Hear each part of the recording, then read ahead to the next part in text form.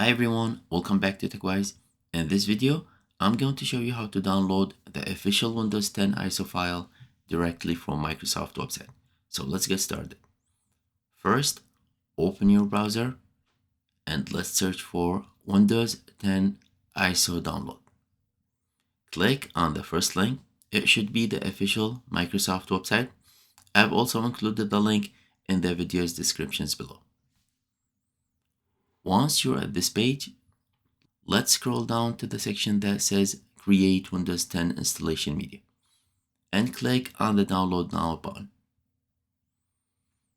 And after the file is downloaded, let's go to the Downloads folder and double-click on the tool to launch it.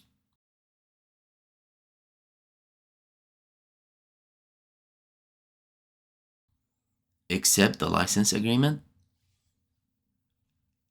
Next, let's select Create Installation Media and click on Next. Uncheck the box that says Use the recommended options for this PC. This will allow you to change options like language, edition, and architecture. Once you're done, let's click on Next. Now select the ISO file and click on Next. Choose where you want to save the ISO file,